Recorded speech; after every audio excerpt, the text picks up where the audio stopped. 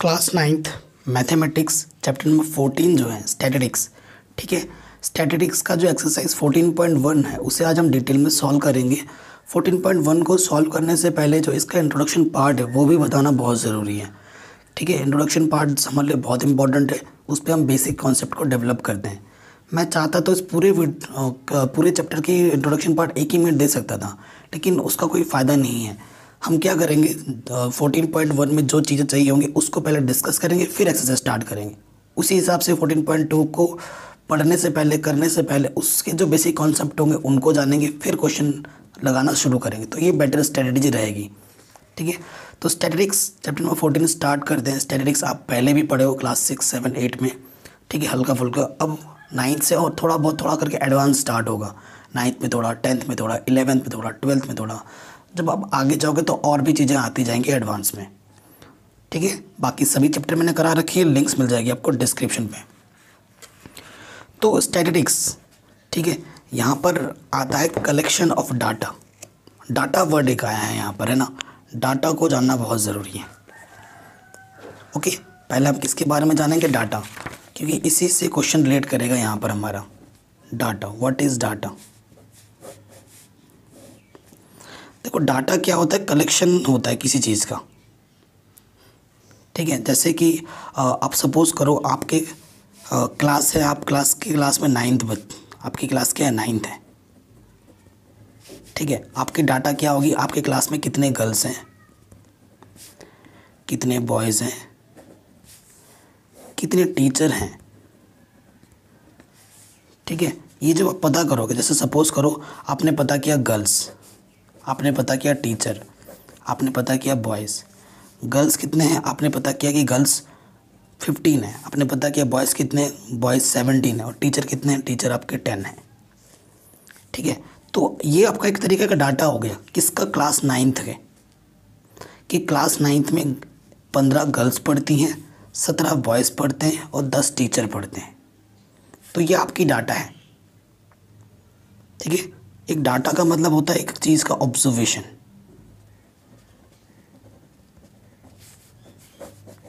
Clear आया समझ में क्या बात करना चाह रहे हैं हम? डाटा क्या हो गया? ये डाटा एक समझ। अभी मैं डाटा आपको एग्जांपल देके समझा रहा हूँ। ये जो क्लास 9 का डाटा है, इसने आप किसने बनाया? इसने आपने बनाया सेल्फ से। ठीक है, एक टाइप का डाटा का एग्जांपल मैंने दे दिया, अभी देखना दूसरे टाइप का दूंगा। ठीक है, अब आपकी सिटी की बात करूँगा मैं।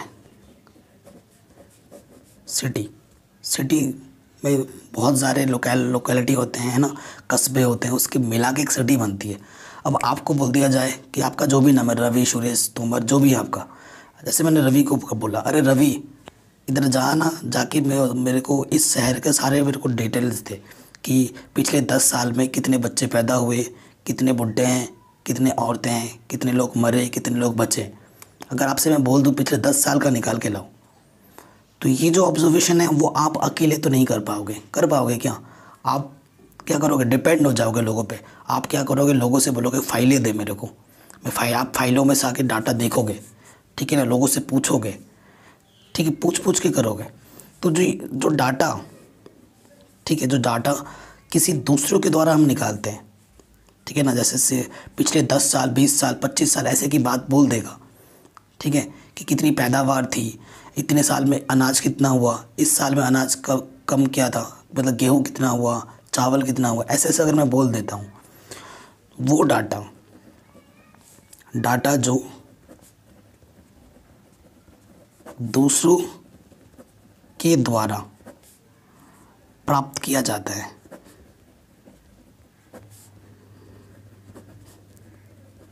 ठीक है, एक तो सेल्फ, आप खुद से प्राप्त करते हो। जो डाटा आप खुद बनाते हो ना, खुद से प्रिपेयर करते हो, उसे हम बोलते हैं प्राइमरी डाटा। क्या? प्राइमरी। आया समझ में? वो डाटा जो आप खुद से सेल्फ से प्रिपेयर करते हो, खुद बना सकते हो, किसी पे डिपेंड नहीं रहना पड़ता, उस डाटा को आप क्या बोलोगे? Primary data. और वो डाटा जो दूसरों पर डिपेंड होगा, अरे कोई फाइल देख ली, किसी से पूछ के किया, है ना, तो वो जो डाटा होगा, वो डाटा आपका क्या होगा? Secondary data. ठीक, क्या होगा? Secondary data. ठीक है, आया समझ में? बहुत ही बेसिक सी चीज़ है। अब आपको मैं प्रॉपर डेफिनेशन भी देता हूँ, क्योंकि आपको फिर कन्फ्यूज़न होगी, आप अपने नोट्स भी बना रहे होगे ना। प्राइमरी डाटा की प्रॉपर एक डेफिनेशन देता हूँ, आप अपने नोट्स में भी लिख लेना। ये तो मैं जो करा रहा हूँ वो भी लिखना, और समझने के लिए ज़रूर लिखना, जो भी मैं फिक्र बना के समझा रहा हूँ, ठीक है। अगर मैं बात की करता हूँ प्राइमरी डाटा की, तो क्या होता है इसका फॉर्मूला, इसका जो डेफिनेशन होगा, द इंफॉर्मेशन, ठीक है। डाटा में क्या छुपा होता है? डाटा में छुपा होता है information,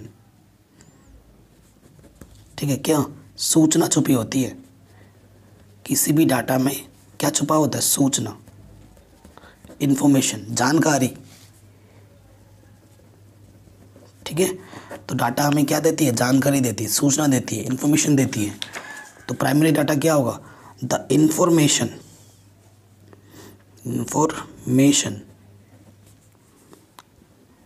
which is collected by the investigator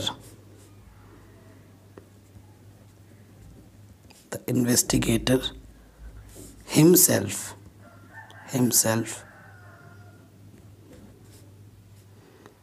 is known as primary data,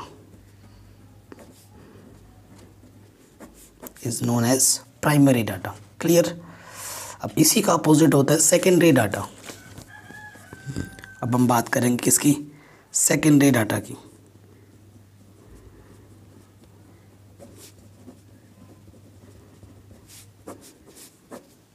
ठीक है, सेकेंडरी डाटा का डेफिनेशन क्या हो जाएगा?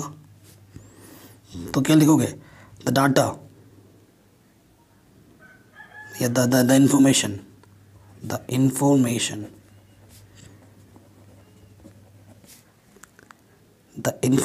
is gathered from a source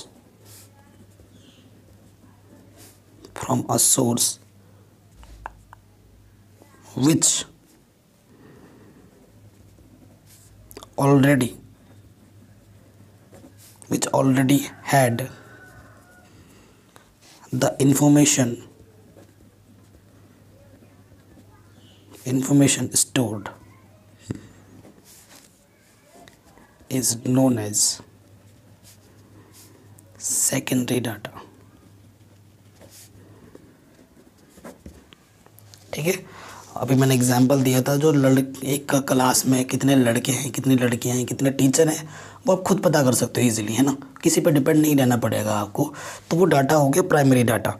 और अगर आपसे मैं बोल देता हूँ कि लास्ट 5 ईयर में इस गांव में कितने बच्चे थे, कितने औरतें थे, ठीक है, कितने पैदा हुए, कितने मरे, तो वो आप पता करने क्या जाओगे? गांव के मुखिया के पास जाओगे।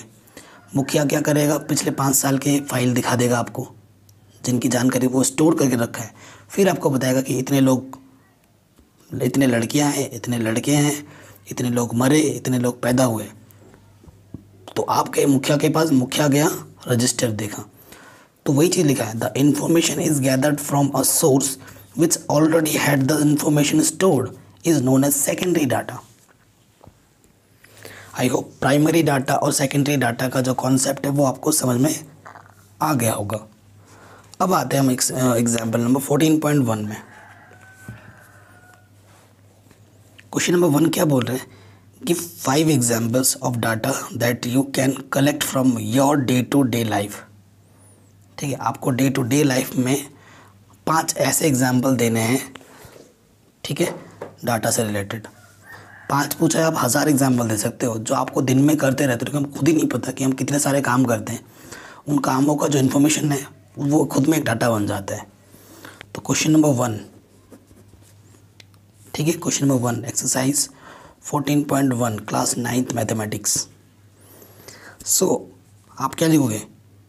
इन our day to day life,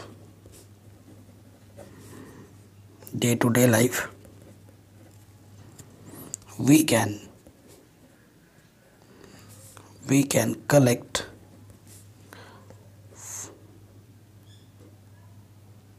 can collect following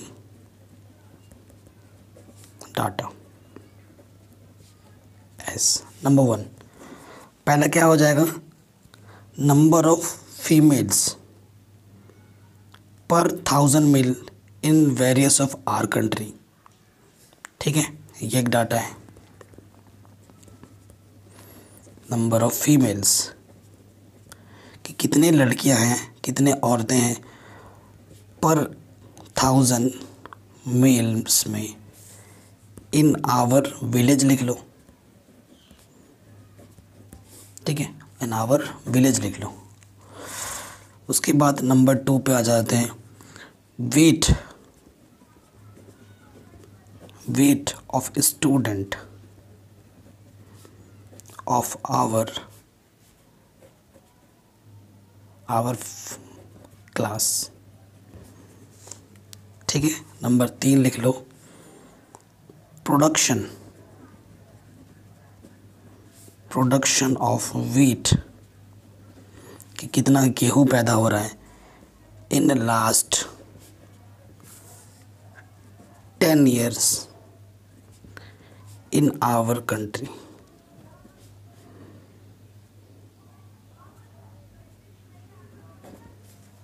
ठीक है, और नंबर कितना हो गया, 1 2 3 हो गया, 4 पे आ जाओ, number of plants in our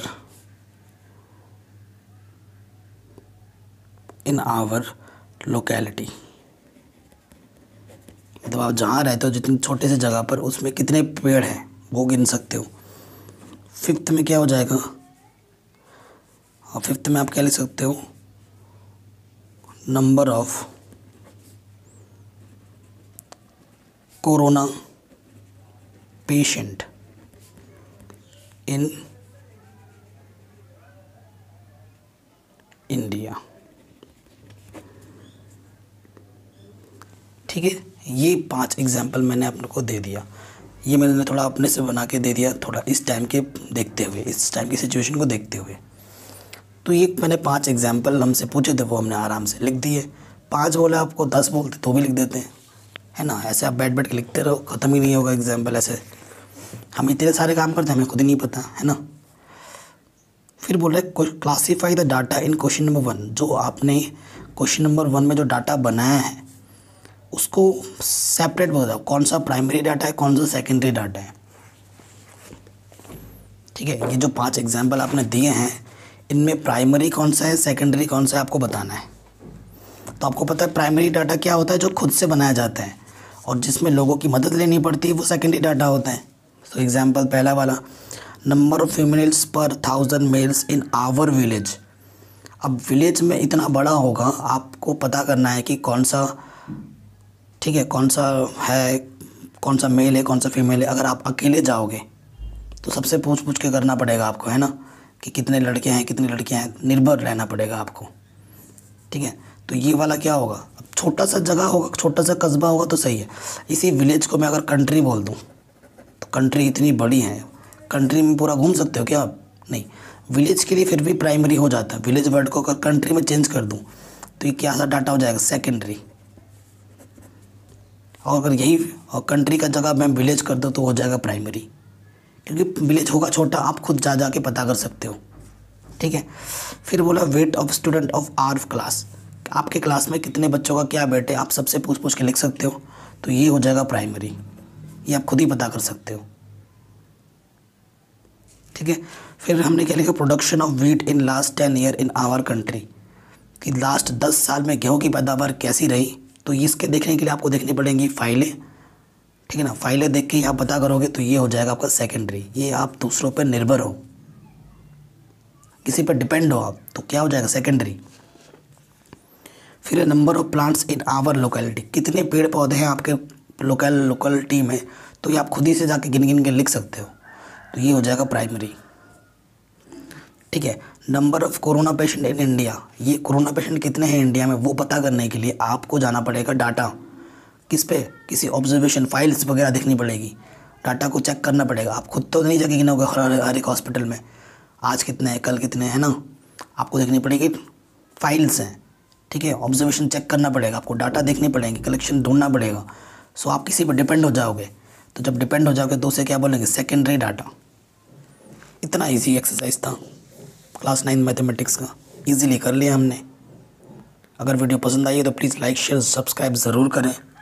सभी चैप्टर करा रखे हैं, लिंक्स मिल जाएगी आपको डिस्क्रिप्शन पे। क्लास 10th की मैथमेटिक्स ऑलरेडी कंप्लीट है, 11th की कंप्लीट है, 12th की कंप्लीट है। बाकी सभी चैप्टर भी पढ़ाए जा रहे हैं चैनल पे, जाके वॉच करो। जय हिंद, जय भारत।